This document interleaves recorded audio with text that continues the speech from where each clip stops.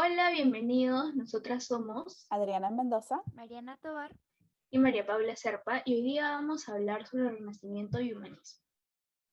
Algunos puntos que nos van a ayudar a entrar al tema del humanismo y renacimiento es conocer acerca de la Edad Medieval. Como vimos la clase pasada, esta surgió en el siglo V por la invasión de los bárbaros al Imperio Romano de Occidente. Básicamente, ellos tenían la idea del teocentrismo, es decir, todo giraba en torno a Dios. Él era el centro de todo. El humanismo surgió en la ciudad de Italia y básicamente nos remontamos a inicios del siglo XIV, que fue el siglo donde se dio origen a este nuevo pensamiento humanista y que se extendió por gran parte de Europa en el transcurso del siglo XV. Algunos acontecimientos que contribuyeron a este movimiento del humanismo y renacimiento en sí fue la caída de Constantinopla en 1453. Este suceso dio fin a la Edad Media, comenzando así la Edad Moderna. Pero entre este lapso de Edad Media a Edad Moderna fue que surgió el humanismo renacentista.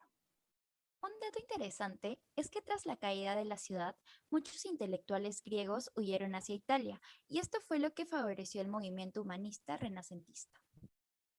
Entonces, ¿cuál sería el propósito del humanismo? Creo que la mejor manera de entenderlo es como un movimiento filosófico e intelectual cuyo propósito fue romper con las ideas del pasado.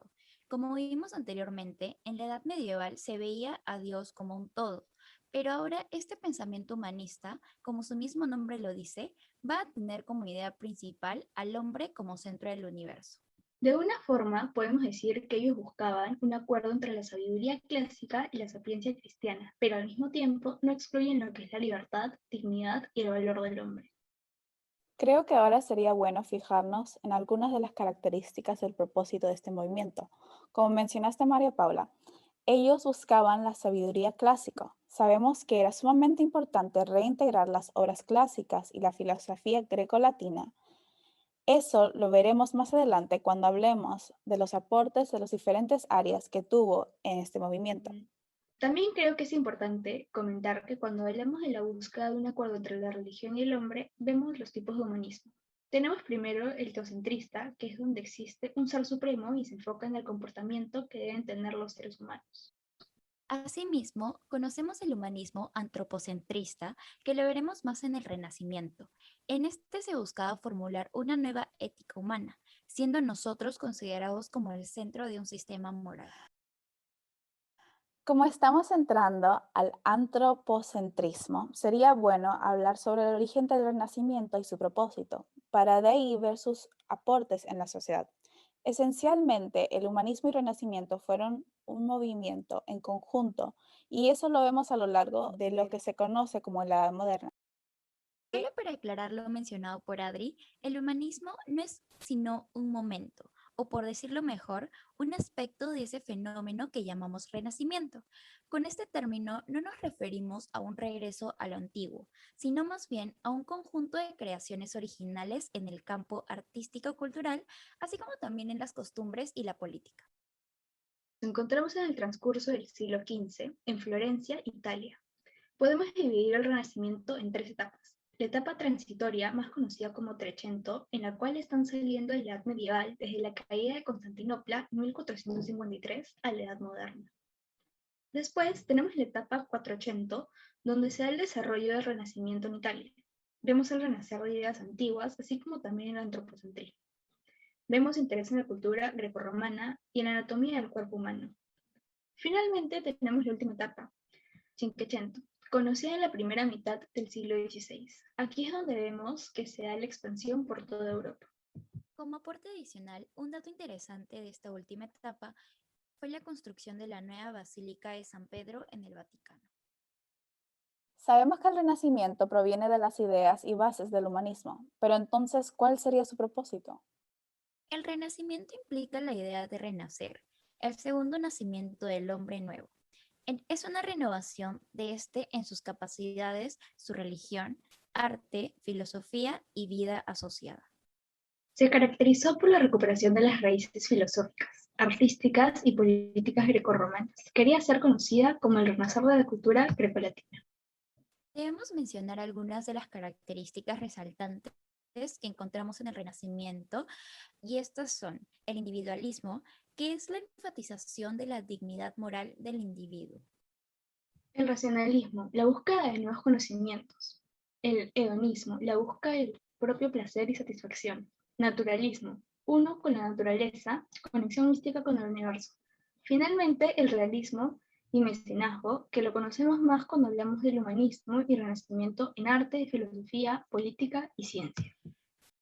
Ahora hablaremos sobre los aportes que hubo desde el siglo XIV al siglo XVI. A mediados del siglo XIV, uno de los aportes más relevantes durante el humanismo fue la invención de la imprenta por Gutenberg en 1450, cuya invención ayudó a la difusión de obras clásicas, que luego dio lugar a que las tesis de Martín Lutero se difundieran entre más personas. Ahora hablaremos un poco sobre cómo es que fue la literatura en esta época. Como sabemos, el dogmatismo religioso propio de la Edad Media dio paso a una nueva filosofía que se basaba en colocar al hombre y a la razón por encima de la religión. Este humanismo fue lo que influenció y se convirtió en la base de la nueva literatura, lo que generó un cambio tanto en la forma como en la temática. La literatura perdió ese propósito moralizante que era propio de la etapa anterior. Y un punto interesante en la literatura renacentista es la representación de la mujer. Esta era representada con características concretas. Se trataba de una idealización en donde las mujeres perfectas eran rubias, de ojos claros y piel blanca. Por otro lado, surgió un tipo de composición, la poesía lírica, que fue una nueva forma de expresión donde se destacaba la sensibilidad extrema. Los principales temas tratados eran el amor y los sentimientos del autor. Lo que diferencia la literatura de este periodo con la literatura realizada en la Edad Media es que la función moralizante se redujo. Como sabemos, en la Edad Media los escritos estaban basados en instruir al lector en la religión. Por el contrario, en el Renacimiento el propósito era poder expresar los sentimientos y entender mejor al ser humano. Algunos de los temas tratados en la literatura de esta época son el amor. En distintas obras se resalta este sentimiento y la belleza del cuerpo y el alma. Una de las obras de las que estoy segura has oído hablar alguna vez es Romeo y Julieta, escrita por William Shakespeare. Trata sobre el amor imposible y la tragedia que acompaña a esta pareja. Por otro lado tenemos a la naturaleza, quien tiene un papel fundamental en muchas obras de este periodo, ya que gracias a la belleza de los paisajes y sentimientos que éste genera, se convierte en el protagonista de muchas obras. Otro tema que se narraba en las obras literarias fueron las aventuras de los caballeros andantes que iban por el mundo protegiendo a los débiles y enfrentándose a los malvados, sean estos humanos o monstruos. Una de las obras que más resaltan en este género es la famosísima del ingenioso hidalgo Don Quijote de la Mancha. Asimismo, algunos autores en sus obras literarias hacen críticas sociales por las injusticias que habían en estas. Un claro ejemplo es la obra La vida del Lazarillo de Tormes, que es donde se ve reflejadas las desigualdades. También hubieron críticas hacia la Iglesia, donde se tocaba la religión y el poder de la Iglesia, en libros como Elogio a la locura de Erasmo Rotterdam y Utopia de Tomás Moro. Para finalizar, los autores que más destacaron en este periodo fueron Nicolás Maquiavelo, William Shakespeare, Miguel de Cervantes, entre otros. Algunos de los aportes que podemos mencionar en el Renacimiento son: en el arte se da a conocer por la figura humana, quien aportó esta idea Leonardo da Vinci, conocido como el restaurador de la anatomía, quien visualiza el trabajo anatómico desde la perspectiva del artista más que desde el científico, visible en formas corporales de los hombres que existen en el mundo. También tenemos la búsqueda del realismo, naturaleza, simplicidad, que luego en el tiempo conocemos en la época del barroco es mucho más exagerado. En la ciencia vemos a Galileo Galilei, quien construye el telescopio, y también a Nicolás Copérnico, quien aporta la idea del heliocentrismo. Con respecto a la filosofía que se tenía en ese entonces, ellos querían quitar la mentalidad de la Edad Media para así poder captar con una mentalidad renovada el sentido genuino de los antiguos filósofos y no crear nuevos sistemas. El platonismo y el aristotelismo en este periodo humanista renacentista aparecen renovados a fondo porque ambos sumergen en el terreno de la historicidad y se afanan por querer descubrir el significado de las doctrinas de sus pensadores respectivamente. En este caso, Platón y Aristóteles, librando así estas deformaciones que les había impuesto los ideales de la Edad Media. Los platónicos y aristotélicos del Renacimiento entran en conflicto, por decirlo así, entre ellos, pero esta polémica va más allá de diferencias doctrinales. Surge por la diversidad de los respectivos intereses que tenía cada uno. Los aristotélicos ven en Aristóteles, que como sabemos fue el filósofo de la naturaleza, el medio para poder renovar el estudio del mundo natural, mientras que los platónicos ven en Platón, quien fue el representante de la más alta sapiencia religiosa de la antigüedad, la vía como renovación religiosa. Ahora queremos presentarle a los principales representantes del humanismo y renacimiento. Pero antes, queremos mencionarle que después de cada exposición podrán ver algunas frases en pantalla, por lo que les recomendamos pausar el video para leer y reflexionar sobre ellas. En primer lugar, nos encontramos con Erasmo Rotterdam, que nació en 1469 y murió en 1536. Conocido como el príncipe de los humanistas, fue el principal intérprete de las corrientes intelectuales del Renacimiento. Una de sus obras más trascendentes fue la traducción del Nuevo Testamento en griego en 1516. Fue considerado un hombre de equilibrio, ronco espiritual universal. Representaba plena madurez del humanismo y sustancialmente satisfecho de sí mismo. Repudia todo exceso y unilateralidad. Una de sus frases dice: la esencia de la felicidad consiste en que aceptes ser lo que eres. Erasmo también representaba la corriente humanista de la pedagogía del Renacimiento europeo. Para él, el fin de la educación es hacer del hombre el ser humano. En una de sus obras, Educación del Príncipe Cristiano, Erasmo hace referencia a la necesidad de educar a los príncipes para favorecer el bien común.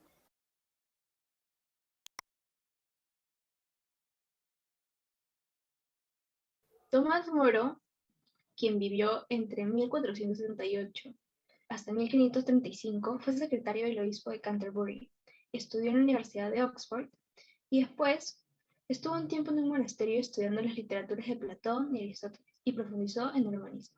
Tenía una amistad con Rotterdam y Skelton, con quienes dio sus primeros pasos a la literatura.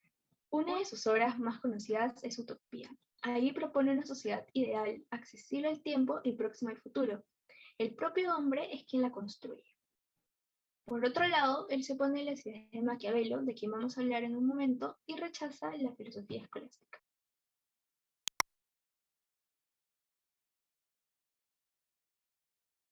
Nicolás Maquiavelo, conocido como uno de los pensadores principales de la época humanista renacentista, fue fundador de la moderna ciencia política, defiende la emancipación que aboga por liberar la moral política de las exigencias de la ética personal. Una de sus obras principales es El Príncipe, en que habla acerca del rol del Estado que no se separa de las demandas del bien del Estado y las de la moral personal. Una de las frases más conocidas dice: vale más hacer y arrepentirse que no hacer y arrepentirse.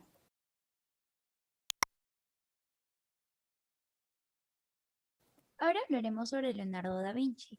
Él fue más conocido por sus obras artísticas y diseños técnicos que como un pensador. Aunque da Vinci era seguidor de Platón, se orientaba más al conocimiento de la naturaleza. Por otro lado, él rechazaba toda autoridad y toda especulación que no tenía como base la experiencia. Una de sus frases fue: la sabiduría es hija de la experiencia. Esto nos quiere decir que la experiencia no engaña, en cambio, sí puede engañar el juicio sobre la base de la experiencia.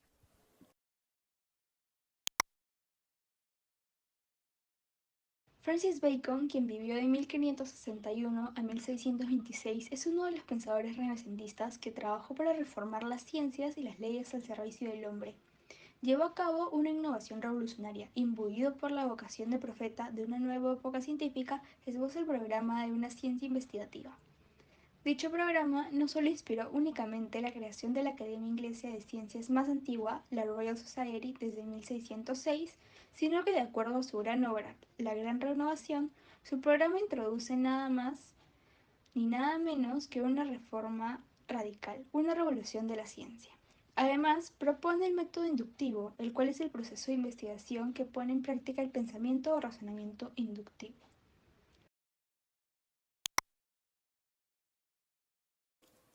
Finalmente tenemos a Nicolás Copérnico, que nació en 1473 y murió en 1543. Conocido como un padre de la astronomía moderna, formuló la teoría heliocéntrica del sistema solar, en el cual los planetas giran alrededor del Sol, que está en el centro del universo. Bueno, ahora pasaremos a hablar sobre cómo es que era la pedagogía en estos tiempos. Con respecto al humanismo, fue esencialmente una revolución pedagógica. La educación humanística era integral. Esto quiere decir que no era tan importante para ellos abarcar una gran cantidad de conocimientos, sino que consideraban más importante el cultivar en todos los aspectos la personalidad humana. Asimismo, se dieron apertura de universidades y academias. En las academias habían materias que no enseñaban en las universidades o a las que se le quería dar una nueva forma distinta a la escolástica, que aún predominaba en las universidades. Asimismo, las escuelas promovían el estudio de lenguajes y letras clásicas. Enfatiza en la libertad humana para poder elegir. El rol del educador es el facilitador de los procesos de aprendizaje y crecimiento del educado. En otras palabras, se enfoca más en el día a día y el desarrollo de las personas y cómo éstas se desenvuelven en la sociedad. Finalmente, la educación en el Renacimiento no puede verse de forma fragmentada, ya que diversas ideas y prácticas provienen de la Edad Media, que siguieron vigentes en este ámbito educativo, pero se fueron modificando lentamente. Finalmente, queremos presentarles algunos de los contribuidores a la pedagogía humanística y renacentista. En primer lugar, tenemos a Erasmo Rotterdam, que habla que la educación consiste en el proceso de discurrir según la razón. El arte de hablar y plasmar es el arte por excelencia. Por eso, la formación que recibirán los estudiantes es mediante las letras de humanidades, las cuales tienen como finalidad hablar con corrección. Esas humanidades incluyen las gramáticas griega y latín, la filosofía de Platón y Aristóteles, las teologías de los padres de la Iglesia y el arte de la oratoria, que es la forma en que uno se expresa con fluidez y propiedad ante un público. En segundo lugar tenemos Michel de Montaigne, que nos explica que la entrada al saber es por medio del ejemplo concreto de las experiencias más que del conocimiento abstracto.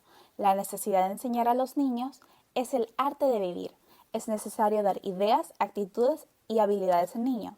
Aprender de memoria no es un conocimiento real, porque el verdadero aprendizaje requiere que el niño emita un juicio propio.